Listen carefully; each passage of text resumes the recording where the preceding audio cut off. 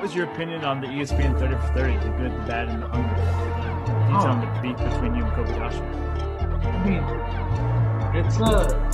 I mean, they were really they were really Kobayashi. It was a great documentary. They did a great job of showing. The only bald man I've seen wear a visor, like in Chicago, like when it's 20 degrees out, and it just blows my mind. And I'm just like, it's not worth it. Like whatever you're doing, it ain't worth it. Fitzmagic is Red Skull. This is better than your Josh Allen. It's 20 times better. 10 seconds.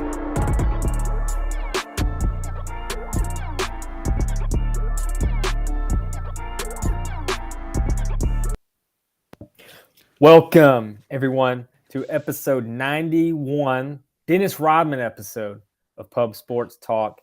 I'm one of your co-hosts, Evan Fitzsimmons. With me, the panel, Tim Farner, Parker Hackey.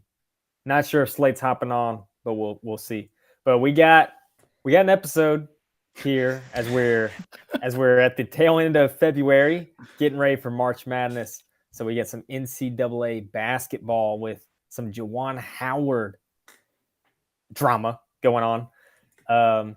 Some NBA All-Star weekend and even some thoughts on the 75 team, as well as some Aaron Rodgers drama, which I am not looking forward to since that's my team. But without any further ado, here we go. Hey, yeah, let's just dive right into it. NBA All-Star Weekend. I didn't watch a lot of it, but once again, I'm not a big NBA fan. But let's start with usually the best thing about All-Star Weekend, the dunk contest. And apparently this year, it was just no bueno whatsoever. What it looked like is a bunch of overdone dunks. No one really got creative. No one busted the bubble, which is, I know it's hard to do. Obi Toppin goes between the legs and gets the winner here, but people do in between the dunks or in between the leg dunks in games now. We need something new. We need something fresh. And it just seemed like none of the big names were in the dunk contest. In 2016 seemed like the prime of dunk contests that we can recently remember. It's fallen off, unfortunately, in the past 6 years. What was your all's thoughts on the dunk contest, if any? It was a layup contest. I think that was for one. I even wonder if they should have like a class on dunk contests and just have these rookies and rising stars get like a session with like Dr. J or Vince Carter or Michael Jordan, just like to coach them through, hey, like, you know, the prop dunks, they've never worked out. Like as far back as the 80s, never works. Like I know like Cole Anthony, you know, he started with the Timberland. He put on the Timberlands, and I don't even know how to say that. Timberlands and you know, and did a windmill, and it just took him forever to put the shoes on that it just kind of like it loses so much energy. Like it's like, all right, he better do something crazy.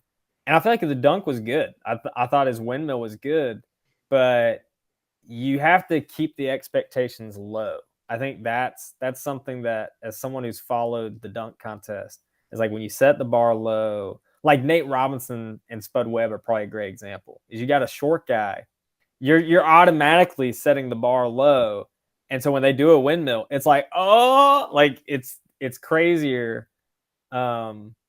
And I think the props always do that. It's like when you bring out a prop, like the birthday cake dunk that Gerald Green did, or the sticker dunk that Dwight Howard did. It's like you bring out a prop and it's like, okay, and it becomes distracting from actually how difficult the dunk is. Yeah, that's a really, really good point. The only prop I remember really working out was Blake Griffin dunking over the Kia. Good placement, good sponsorship. And, you know, I was like, hey, he dunked over our car. I respect it. That's the only prop I'm like, all right, I'll give you some extra points for it. Because I think you're right. See, I hated that. Hurt it. And really? I think that's actually what we're looking at now is because of Blake Griffin jumping over the car. Now everyone's trying to find that, oh, like what can I do that people are going to talk about? And I think it wasn't until, you know, Zach LaVine and the Aaron Gordon dunk contest where they were battling each other. Because the other thing was jumping over people became a thing. Yeah. Is like, yeah. oh, I'm gonna jump over. Like Nate Robinson jumped over Spud Webb, and I think everyone lost their mind. And then everyone was just like, all right, I'm gonna jump over DJ Khaled. Okay, I'm gonna jump over. And like it's not cool. Like it's reached a point where it's not cool. But again, for Aaron Gordon, he just got the mascot. He's like, I'm just gonna jump over the mascot. So again, you set the bar low. It's like, that's not DJ Khaled. He's just using a prop to jump over, but then it's the dunk he's doing. Oh, I'm gonna go between both my legs. Oh, I'm gonna put him on the roller skates and do a 360 with it or whatever. Yeah. Tim, what's your thoughts here? Break it up. All right. I was trying to sit here and think of what would make this more spicy. All right, I'm going to throw some ideas out. You guys let me know what you think.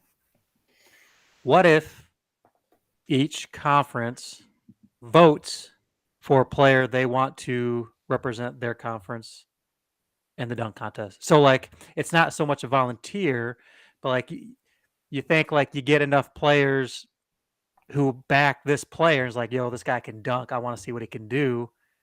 You think that would give these, quote, better dunkers or more athletic dunkers the incentive to be like, all right, like all these people, like I got to do it now? Or do you think that's a really good idea? I thought you were going to troll us, like put a pit of lava in there, and like if you fall down, you're dead. But Tim, that's a really good idea. I'm here for it. I think you get a little more competition. Yeah, I think you just took my second idea. So my third idea, if the conference isn't the thing isn't your big deal, what if you do pairs? Like, so I know you have a lot of props and you have a lot of people, like random celebrities who may like try to lob the ball.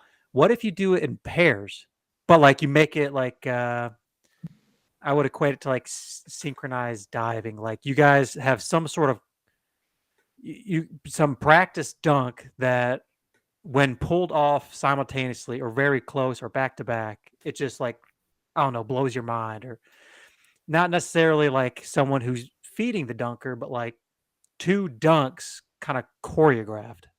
Or is that just a little out of left field? What do you guys think about that? These are your best two ideas you've ever said. Thank you, man. Just came to me.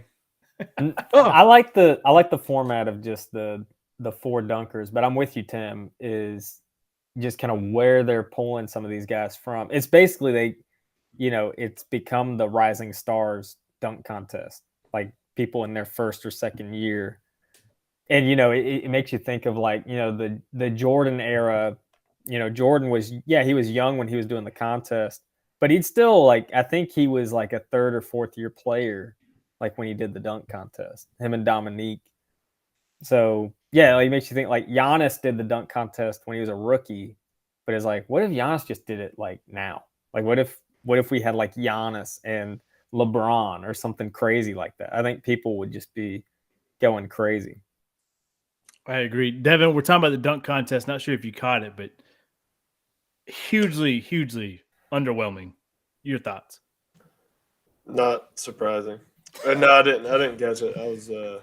I had no service in Daytona this whole weekend. I don't know. I haven't seen highlights of the dunk contest. That must be how shitty it was. It's buried on YouTube, like second page, buried. But hey, you and the boys won Daytona. One hell of a race. Came down to last wire. Bubba Wallace put on a show for you. My boy almost pulled it out. But it was a crazy race. Had a great time. Lost awesome. My voice. Still struggling with that.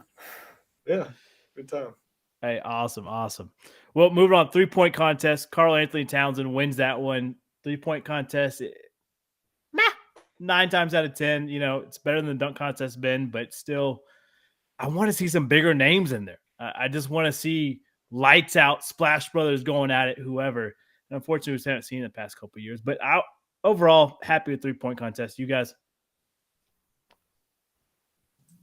It was cool to see a big win. I mean, I don't know the last time like a power forward or a center has won this contest. So that's true, cool. Yeah. Just not even jumping, just like I don't know if you saw him shooting, just like flat-footed the whole time. It was kind of funny. Who all was in it? Was like Curry even in it, or Any of those No. guys? No. Was Trey Young in it? Yeah. Trey Young was in it. It was, I'm trying to pull it up was the other people I names. could. Yeah, I can't remember. It wasn't a ton of big names. Mm-mm. Shootings I for mean- show offs. No good Larry Bud. Oh, good labor, never do nothing in your life. It's been a while since we referenced that skit. Van Fleet, Desmond Bain, Luke Kennard, Zach Levine, CJ McCollum, Patty Mills, Carl Anthony Towns, and Trey Young. Like Trey Young and Carl Anthony Towns, that's about it for big names. Zach Levine, kind of. Yeah, kind of, yeah. Did You he guys do know- the dunk contest? Levine? No, unfortunately not. I do want to talk about Curry in the All-Star game itself. 16 threes. And how many of them were like the look away threes where he just like turned around and is like in good. One of them from like half court, like basically hit a half court three and like turn around, like after basically like making Trey Young look stupid and just like, yeah, that's money. That just, I think that is something that we've never seen before. I don't think we'll see it again. I mean, this is like just enjoy the greatest shooter of all time in the All-Star game. Yeah. It's crazy. Just the no-look three or the look-away threes are just crazy. For sure the best moment in All-Star Weekend. And just lights out, man. Lights out. Do you guys think doing some of these competitions, 3-point, dunk, do you guys think if they started looking at that for like the Hall of Fame, that you would start to get more people? like I'm not saying like, you have like defensive player of the year. Like that's an accolade that the Hall of Fame looks at. Do you think if they consider like a dunk competition or a 3-point competition champion of whatever year, you think if they looked at that as an accolade, would you see these higher profile names kind of come out and attempt it? Like, do you think that would bring out more competition or nah? Absolutely not. Or would you have other guys like Scalabrine in the Hall of Fame because they just practice on 3-point shots all day long? And there's like, I'm getting the Hall of Fame for a 3-point Yeah. contest. Hey, man. I You think see the some only good way action. something like that would happen is if like they did Dunker of the Year or like Shooter of the Year, like and just awarded it to Dunker's very. Gosh, that one would be kind of tough. But like Shooter Well, you of the could have, Year, like, you give it Dunk to the of the guy Year. that you're like the Shooter of the Year. You just give it to the guy that had like the best shooting percentage or whatever. That would be, I think, the only way you could like incorporate dunks. Yeah. That's a good point. Very subjective though. Well, hey, shout out to Curry. He finally gets the MVP trophy in Cleveland. Good for him. Any other thoughts on All-Star Weekend before we move on? Cool. College basketball. This Saturday, it's a feast of all types of good games. We're starting at number 4 Purdue at Michigan State. Yes, Michigan State's unranked. They took an L last week, but still, that's a tough place to play. Number 4 Purdue. Michigan State's hungry to get back in the rankings. That's going to be a tough environment. Number 6 UK traveling number 18 Arkansas. That's going to be one hell of a game as well. Number 20 traveling to West Virginia. Coach Huggins and the Tims out there on the court. West Virginia is a tough place to play, and Coach Huggins, he recruits thugs for a reason. We'll see what happens. Number 3, Auburn at number 17, Tennessee. SEC is popping off this week at number 5, Kansas at number 10, Baylor. And then number 1, Zags going to number 23, St. Mary's. A lot of good games, a lot of upper teams on the road this week, which spells upset. What do you guys say? Yeah, those are some great matchups. I'm starting to pay more attention with the standings here. That Arkansas-Kentucky game, Arkansas is a team that's been climbing. They, a couple weeks ago, not even in the top 25. Obviously beating Auburn, beating Tennessee last week. I called that on the parlay. But that's a team to keep an eye on, that they could do some damage here at the end of February. And I think they could even win the SEC. I think that they're looking that dominant. And Auburn's, they've lost a few now. They were number 1. So they've folded a few. So, yeah, curious to see what Arkansas can do at home. And then the other one on there is Gonzaga and St. Mary's. They're fighting for win their conference, and Zaga's kind of become the staple of that conference. But St. Mary's, they're trying to work their way and say, now, it's not just Gonzaga. We're a top 25 team. So at St. Mary's, that'll be interesting. But yeah, I don't know. You feel like Zaga's just gonna steamroll them. Yeah, I mean, the only plus sign you get at St. Mary's is at St. Mary's, but how rowdy does that place get? Who knows? I've never seen a game there, never been to a game there. Zaga looks damn good. But yeah, this whole Saturday, I'm like, hey, I know exactly where I'm going to be. I'm going to be on the couch watching this. Michigan State, in that Purdue matchup, Michigan State, I think they've got 8 losses, which is kind of like at this point, all the teams with like 8 losses, like I think if you look at the ACC, there's like 3 teams who have 8 or 9 losses. And that's the bubble, is it's like, you got to have a strong finish here. So Michigan State, if they can beat number 4, that would be huge for their tournament resume. And the Big Ten is just loaded with a lot of good teams. So I know Michigan State, they've kind of fallen off maybe from where they usually are, but again, it's Michigan State. You feel like they could actually find a way. That might actually be. I have to look at what the points are, but that might be a good parlay pick. We'll see. Yeah, I got a feeling that'd be Jay Gray's sip of death if she was going to pick one this weekend. Big Izzo fan. Tim, Slate, thoughts? I think there's a lot of great games here, guys. Evan just, it took all the words right out of my mouth. I think Tennessee is going to beat Auburn. Couldn't tell you why. Just have this gut feeling. Go Vols. Hell yeah. St. Mary's is going to beat Zaga. Just got a feeling. Oh, my Lord. Hey, well, good games. We're excited. Listeners, watchers, you want us to bet on a game? Hit us up before Saturday. We'll put some money on it. Looks like St. Mary's and Tennessee is going to lead the way for us. And maybe Michigan State. A lot of underdogs. Sticking with college basketball, we've got to talk about one of the Fab Five members, Juwan Howard, comes back to the big house coaching teams. They're finding their way. Coach Howard's finding his way how to deal with this in the second year. Goes handshake lines. Wisconsin coach, he gets into it. Don't want to touch him. Don't want to shake hands, whatever it might be. Open palm smacks an assistant coach from Wisconsin. People reportedly it was a punch, but literally you watch the video. It's an open palm smack to the dome. Kind of like what you do to a child almost. Oh, gosh. All right, probably. I'm not a parent, whatever. But just wild scene. And Juwan Howard suspended for 5 games. Now, obviously, if you go to ESPN, the headline is he's suspended for the entire season. There's only 5 games left in the season for Michigan. So he's going to be back for the conference tournament. Don't look too much into that. He's fined $40,000, I think, which it's a lot for us normal people. But for him, it is what it is. Wisconsin coach is only fined. I don't think he's suspended for any games. 2 players were suspended for a game. Sorry, 3 players, 2 from Michigan, 1 from Wisconsin was suspended for 1 game. For punches thrown, nothing landed. But how do we feel about this? How do we feel about handshake lines, Juwan Howard, any of it, all of it? Give us your thoughts. Smack him harder next time, man. Make it worth it. Yeah, God. That was the worst slap I've ever seen. It's like he like regretted it halfway swing, like Yeah, you got to commit to something like that. Yeah.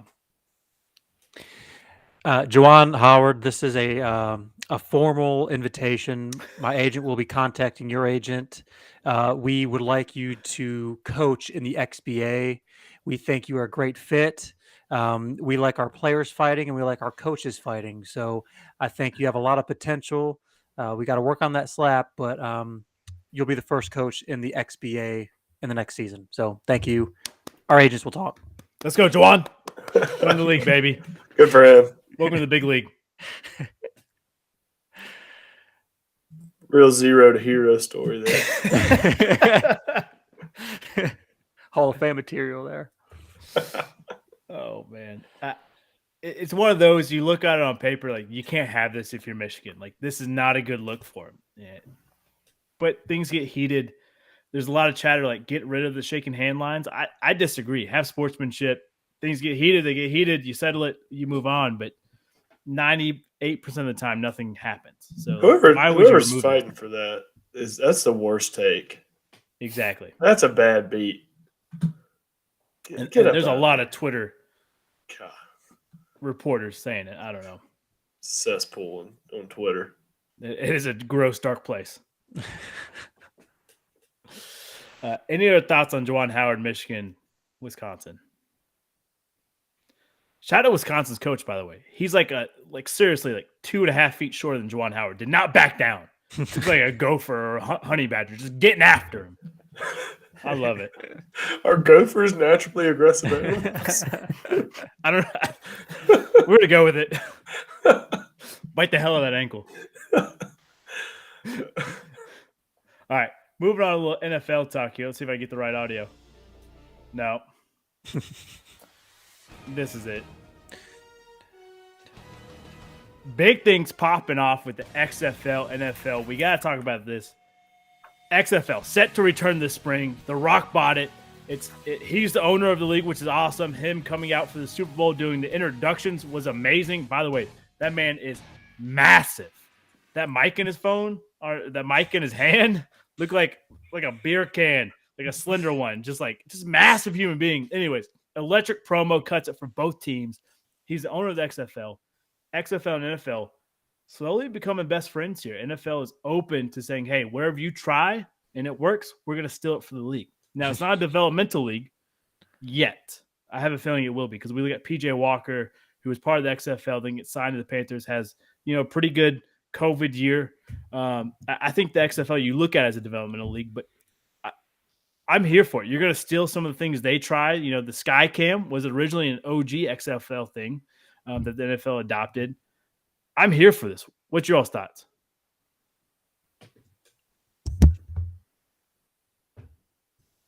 Sorry, I hit my mic here. I like it.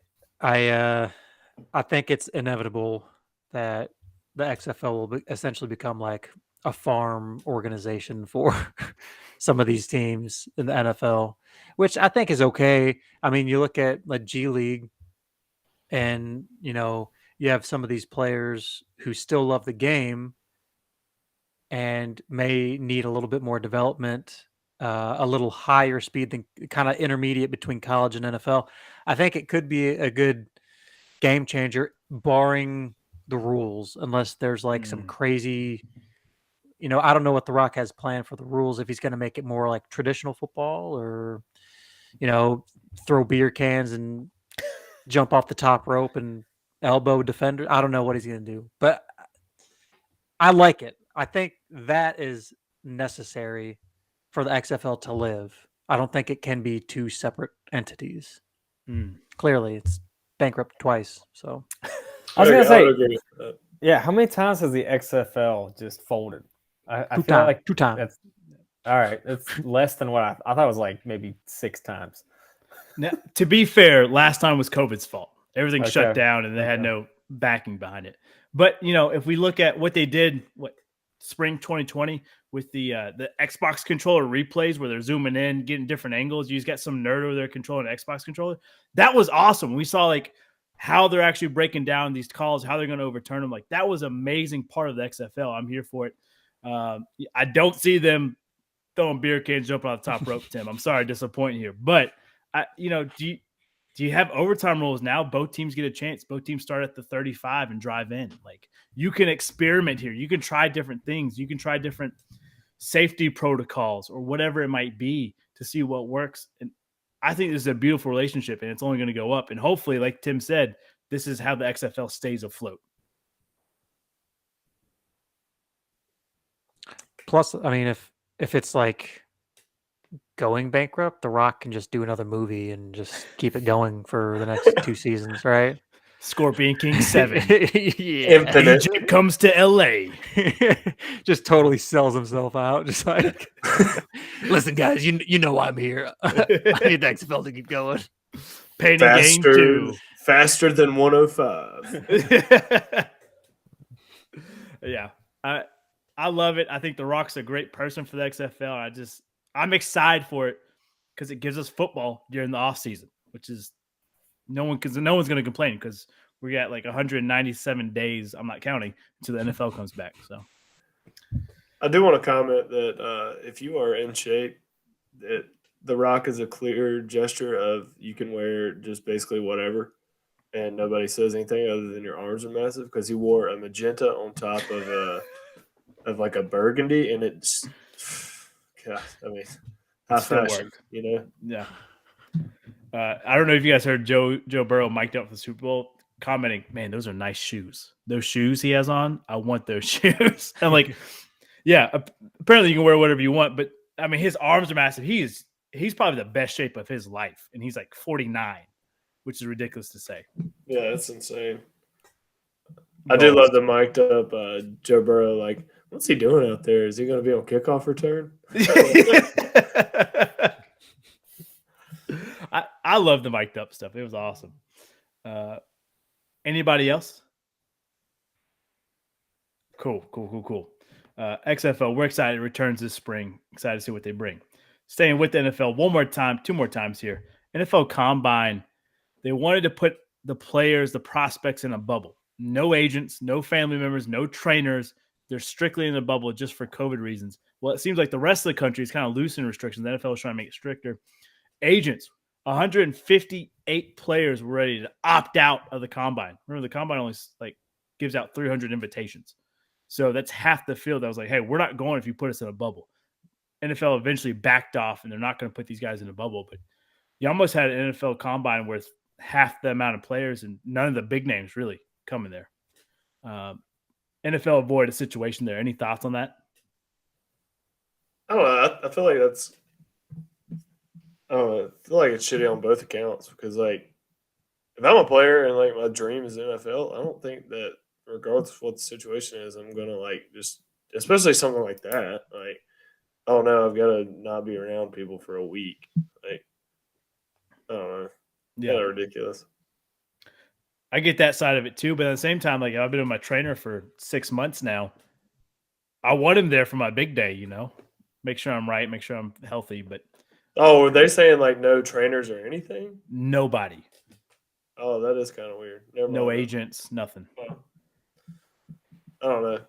That's that's kind of awkward.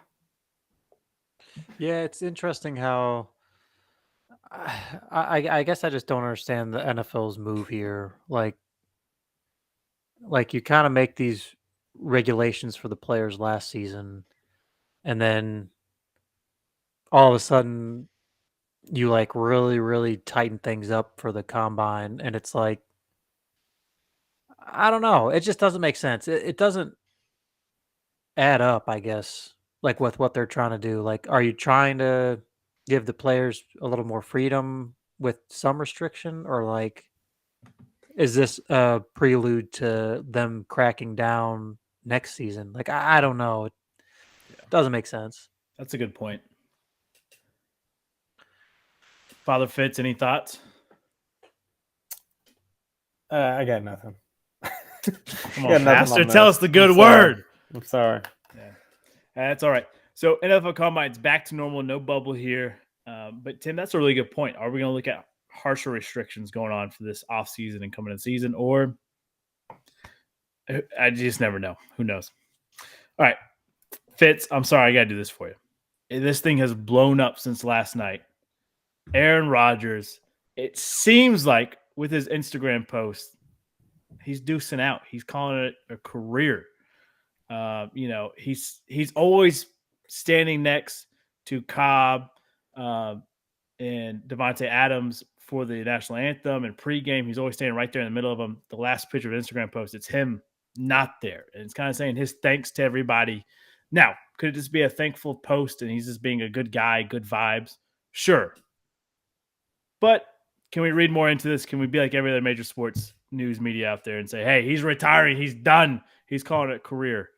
What's our thoughts on this?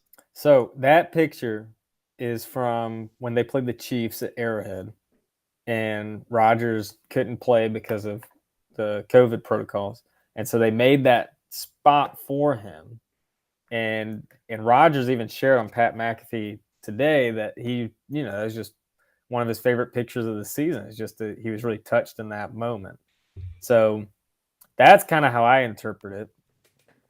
I don't know. It just everything Rodgers does just seems to be under the spotlight.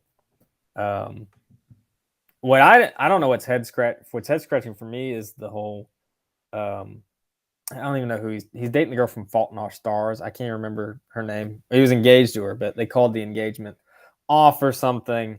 And again, I say this all lightly. It's like who knows what's actually going on. Don't know. But all that to say, I'm still like 99% sure he's going to be in the green and gold next season. So you're ready to say, hey, he's going to be back. Life's good.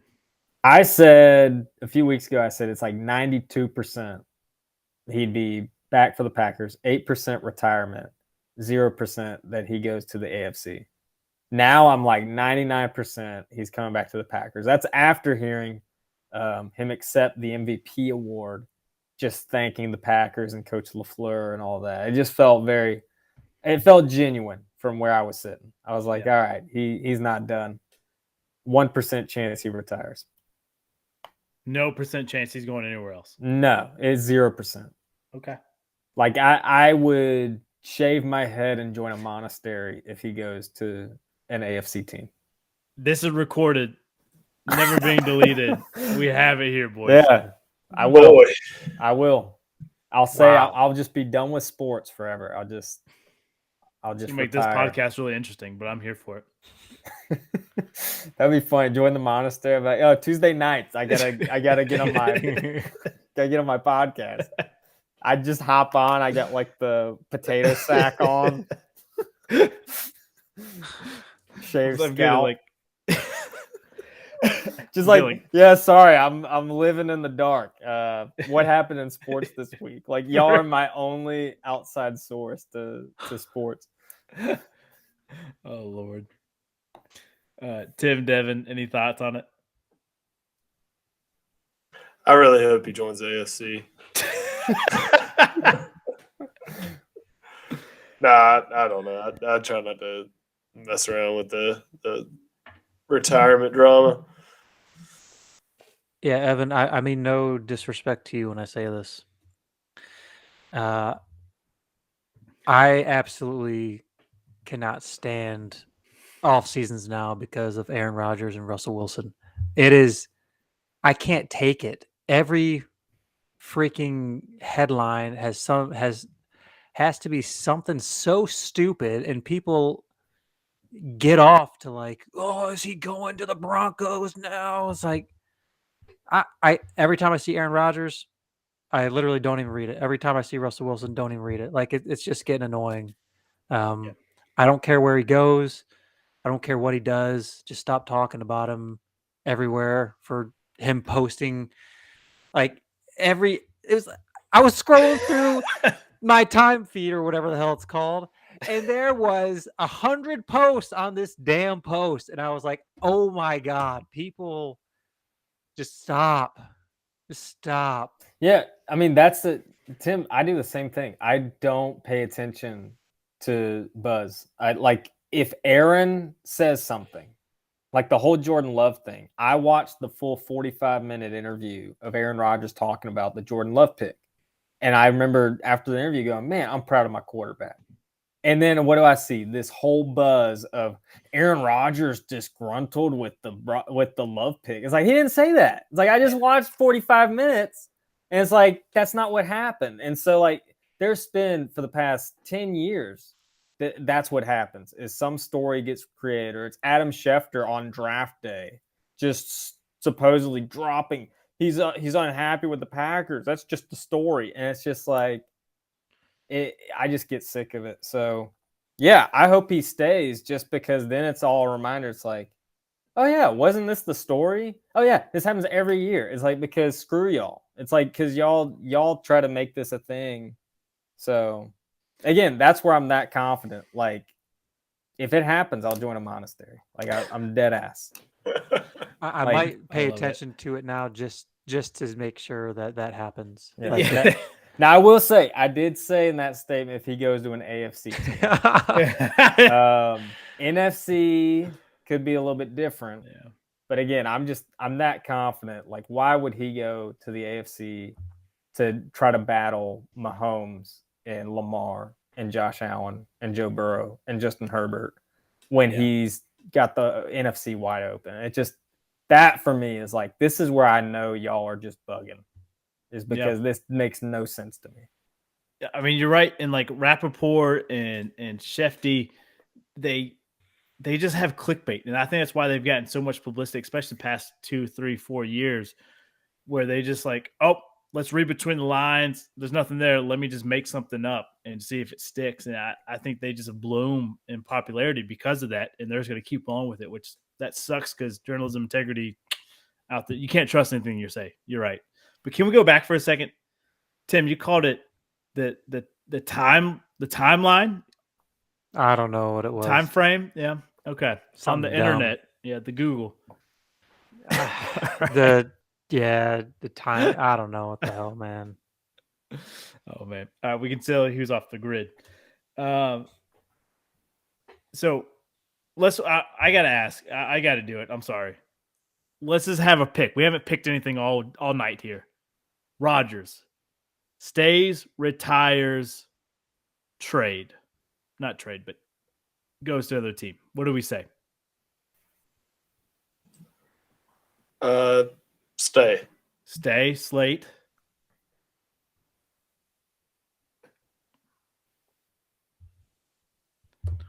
I don't know. Him and Russell Wilson are gonna go to XFL. All right. Free agent move. That's a move we haven't considered yet Yeah. here. I'm tweeting this now. Get on it. Get on my time feed. That's what it was. I got stays, wins his 3rd straight MVP, and then loses the Super Bowl. That's my pick. Damn. I think he gets to the Super Bowl and loses to one of those hot AFC quarterbacks. I'm gonna say he stays. Yeah, I just think he's a one team, one town guy. One last NFL news here. Brady supposedly looking at joining the 49ers if he wants to come back, which that's a little head scratching. You get Trey Lance, Jimmy G, ? Yes, Brady's a San Francisco kid. He's a California kid, but I don't know if the 49ers would sign him, right? Unless it's another bridge year for Lance. You kick out Jimmy G, put Brady in there for a year. I don't know. Once again, could be Twitter just reacting for no apparent reason. Poor Jimmy G, man. I know. Follow Nobody wants him. behind Brady basically his whole career. Overshadowed by Brady. Fine, I am curious where Garoppolo ends up, but no, he's staying retired. Yeah, he ain't coming back. Fair enough. All right. Stud to spud to stud segment. Anybody come to mind for you? Any sport, anything you want to talk about? Ooh, stud to spud is Phil Mickelson right now. Have y'all seen all that crap? I did not. Okay, so they're potentially doing like a Saudi golf league where it's going to be like a PGA or like the European tour for golf. And Phil Mickelson was being interviewed regarding like a book about his life and just like even like the good and the bad. And he apparently said something that he thought was off record, and it was basically like he was aware that like the Saudis are crazy MFers and like they kill people and they're terrible with human rights. And then he goes, but why would I do it? Just to stick it to the PGA, pretty much. Man. And people are going insane because like he acknowledges all these terrible things that they've done in terms of human rights, and then it's just like, well, I still would do it just because I want to stick it to the PGA. So yeah, he's in some hot water right now, and a lot of people are saying it's just basically torched his legacy. Man, yeah. Does that? Oh man, like I know there's not really a golf Hall of Fame, but would that would keep him out, right? Potentially. I don't know. Oh man. That's pretty controversial. Yeah, I mean you're off. Yeah. Yeah, that's tough. Tough. My Spud the Stud. I don't know if this is a great take, but this is where my heart is. Spud the Stud, Carmelo Anthony makes the NBA 75 team. I'm not sure if I'd put Melo in the 75. And just for keep it interesting, I got 10 names of guys who did not make the list. Yeah, let's talk about this list. I meant to let you talk about it, and I totally slipped. Yeah, it's fine, but I think this is a perfect place for it. Because again, Melo made the cut, as did James Harden was another one. But I felt James Harden was a decent pick. So these 10 did not make it. Starting with Tim, Ben Wallace didn't make the cut. Chris Bosh, Dikembe Mutombo, Paul George, Tracy McGrady, Vince Carter, Klay Thompson. I think that's a big one. Chauncey Billups, Tony Parker, Kyrie Irving. None of those 10 made it. Which I'm just curious if we can make a case. I think Klay for me would be the biggest one. Yeah, I would say a few of those. Like Paul George wouldn't be one that I would consider on this list. I wouldn't think. But yeah, Clay's pretty pivotal. I mean, him and Curry both just changed the game in terms of shooting. I'm trying to look through this list too. Yeah. There's some names I have no idea. I thought Tony Parker should have gotten the nod. Yeah, that's one that you said. I was like, oh man, that's a big one. Like Bob Cussy, Dave Cowens. I don't know who these guys are, man. Those are some old guys. Bob Cousy. Yeah, Kuzi. Dave Cowens was a big man center. He might have been a Celtic too. Billy Cunningham. They got to give the old dudes the nod. I know, but like give Jerry West, Bill Walton, Larry Bird. Like I know Larry's not that old, but still, man, Bob Pettit. that's classic. wild. James Harden. I don't agree with James Harden being on the list. Yeah, that's how I feel. I don't think Harden's done enough for me. Melo's weird though, like because I do remember a time where Melo was like one of the elite players, but I feel like it wasn't lived as long as someone who should be on the 75 list.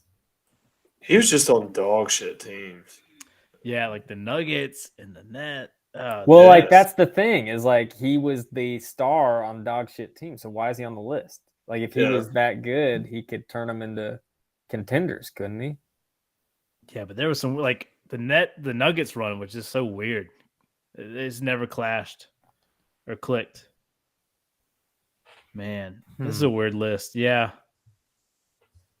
that's a good point. That's your Spud to Stud, the 75 list. Basically just Melo. Like I think that was the only one. There were a few fun things on there. Like they're announcing the players and they're all coming in. They announced Ray Allen, and the first person he daps up is LeBron. And Kevin Garnett and Paul Pierce are just looking at him like they're still not over it. Like, man. I thought that was pretty funny. I don't blame him. I'm a Celtics guy, but I don't blame him. Russell Westbrook. I think about that one. That he should be on here? Oh, he's on here, right? He's on here. Yeah, get him out. No, he's got the most triple doubles. Yo, that ain't shit. Yeah. That man will pass the ball to himself just to assist. I will say this is kind of funny. So the three players, because I watched the whole introduction of this thing because I'm such a nerd. What three players do you think got the loudest applause? I'm gonna guess Tim Duncan. And this is in my opinion of my applause-ometer. I would say Kobe. Kobe would have to be up there, right? I know he's not. Well, see, he wasn't there, so Right. he didn't get it. But yeah. Oh, they didn't like there announce was a him. big reception. Okay. I mean, there, yeah, Okay. but he wasn't there, so it wasn't as big of a reception. Like 3 guys got like loud applause. Allen Iverson. No, MJ. Michael Jordan. Yeah. Gary He's probably Payton. number 1. Shaq. Shaq. Yep, he was my number 2. Who you think got third most? Charles Barkley. Charles Barkley. Those were the 3. Wow. The 3 ambassadors of the league. Yeah. Man. I hate to say this because obviously he's one of my favorite players. I'll put him on Mount Rushmore. Paul Pierce, is he truly a top 75 player? He's like I'm a he's huge cat- Paul Pierce yeah. fan. I love Paul Pierce, but is he a true set? Like, Tony Parker might be. I'd above put Tony Pierce. Parker over him, yeah. And I love Paul Pierce. I've always rocked with Paul Pierce. That hurt me to say, but Every time I hear him, I just think of Paul that Pierce. that image of like him being carted away in the wheelchair and then coming back. And then it ended up being what he like had to go to the bathroom, or what was the whole spiel? it was cramps. He was dealing with cramps. All right. He didn't shit himself. Oh, I'm thinking of Lamar Jackson. Sorry. Oh man, that's a good one. My stud to spud. I put money on this guy. I put him in the pump parlay. Johnny Walker got knocked the hell out by Jamel Hill, and it turned into a meme, just like straight to the face, rocked back, mummified. Round 1, 2 minutes and 55 seconds, knocked the hell out. And I was like, Johnny Walker's going to go in there. He's going to get this win for us. No, spud to stud. Get him out of here. Never betting money on Johnny Walker again. Dead. Dang. Yep. Hate to see it. I don't like calling him spud, but my spud to stud, even though they didn't medal, let's give it to the U.S. curling team, everyone. Could have had a bronze, came close, would have been the first time in the USA's curling history to back-to-back medal in curling. But they played great. And like Devin said with that meme, that's what Olympic athlete looks like. Take a good look. So Peak male performance. yeah, that's right. That's right. Since we're talking about Winter Olympics real quick, we finished 4th or 5th in the medal count. Winter Olympics, not our thing. We're kind of out of our prime. Summer Olympics, our thing. No one can touch us in the pool. And like basketball court, track, occasionally we'll medal. But Winter Olympics, I think we're losing some of our studs. And then our studs that we expect to go out there, they just kind of choke it away. Thoughts on that? Yeah, I got nothing. We're not a winter country. Right. I think there are just I think there's maybe 2 mountains that have like snow on them all year. I mean, that's true. Yeah. Because I think Finland and Norway ran away with it. Sweden, yeah. and then our best athlete is actually for Japan. Yeah. Like the one girl we have who's killing it is skiing for Japan. Yeah. So Which that's a whole nother can of worms. The whole process to become an Olympic athlete, it's got muddied a little bit, but it is what it is. Did you guys see the China goalkeeper for hockey? China was dog shit in hockey, but they had an American, like born in New York, as their goalie, bounced around the NHL for a couple of years, never really signed anywhere, and China picked him up in the China League, and they picked him up to put him on the Olympic squad because he moved his residency there. They could put him in goal for the China team, which I'm like, how does that work? He has no nationality of China in him. He wasn't born there. I don't know. The process became muddied. That's actually kind of hilarious, though. I just like imagine this like burnt out hockey goalie, and it's gonna eventually be like a Will Ferrell comedy movie. Yeah. They want me to go where? To play with who? All right. Yeah. All right. Let's make some money this weekend, boys. Let's time to hit the pub parlay.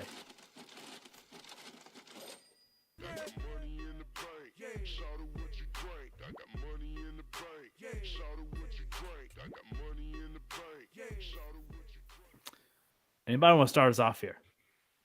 Absolute lock. Tampa Bay over Nashville Saturday. So we're staying with Saturday here. Tampa Bay Lightning. Oh yeah.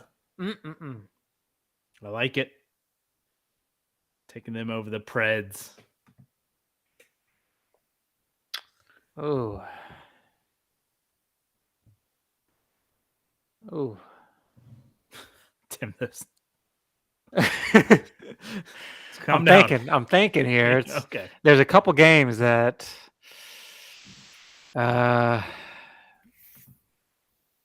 you know what? I'm going to take the New York Islanders over the LA Kings Saturday. I think, it's an away game. I'm happy with it. Taking the Icelanders. Yeah. Fuck the Kings. It's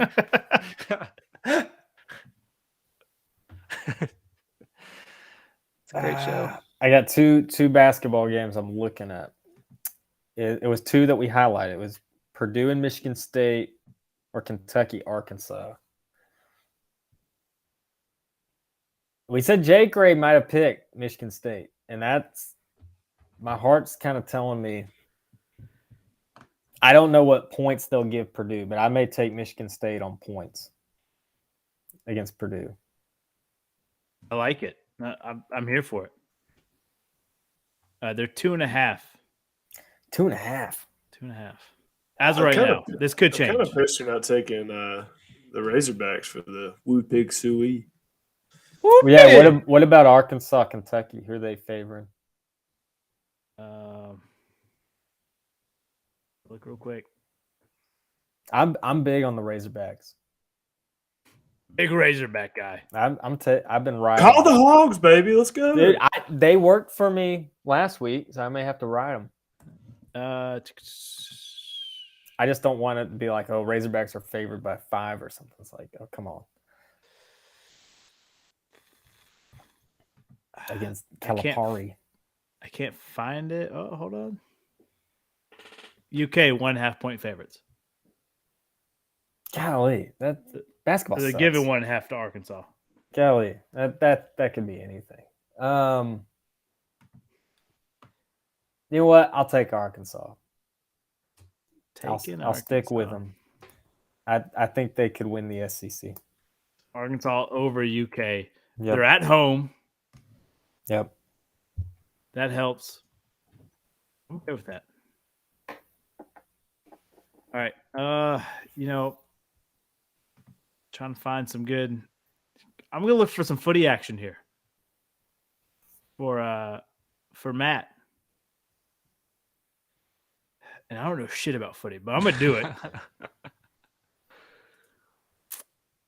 I'm gonna take Man City over Everton. I feel like that's an easy one, but I'm gonna take them. Man City over Everton. Wow. I wouldn't have taken that. I'm just kidding. None of us know anything about soccer. Random question. Anybody got one for us before we head out? All right, if you had to fight an animal and you knew that you knew you were going to potentially get messed up, but after you fight it and the fight is over, you're back to normal, what animal would you want to fight? What's the goal though? Like, do we get to tame the animal? Or You can tame it if you win. That's all I got for you. I mean, you don't die. So we get it as a pet. You could potentially get it as a pet, or fight it. Fight it to the death. Oh, Their wow. death, not yours, because you can't die in this hypothetical situation. Oh my gosh. Easy. Honey badger. I'm going to tame that shit. Okay. Walking down the street with a honey badger, no one messing with you.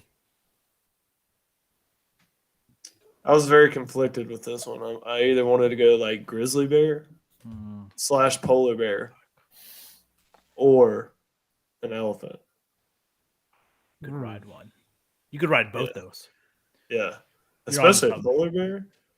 Like we dive into the mystic Arctics and hunt seal together. I don't know why. It's got like this anime scene of like Slate just like hugging on to this polar bear. That's like the intro. There's like Japanese pop music going on. Oh, that's a good one, man.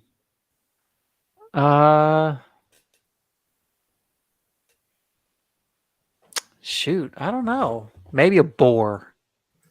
I could see you find a boar. A good old boar, and then I could just Big old bastard. just have him like charge people. Just be like, "Oh, you talking shit? Get him, boy!" You could actually do like the Arkansas thing. Like, Yeah, that'd be fun. Man, I'm torn. I love one of my favorite books and movies is Jaws, and the thing is, I don't think great white sharks are as aggressive as the one portrayed in that story. So I'm gonna say no to that. But my other inspiration is I love the crocodile hunter. So I'd love to just like mess around with a gator and just see if I can like tame it. Knowing I can get my limbs restored if I lose them could be enough to like let me actually play around. So I'll take a crocodile. I think that'd be pretty wild. I could see you riding a crocodile like a surfboard with like a leash while you are yelling parables to the people. Walking up and down the aisle. Anybody that's not listening, it's a hiss from the gator. Next time you fall asleep, you get gator rolled, son. Gator needs his gat. When you said like out of love for crocodile hunter, I thought you were gonna go stingray, and you're just gonna no, choke it out, baby. Get your revenge. I don't even want it as a pet. I'm eating it. Oh man. Hey, great show.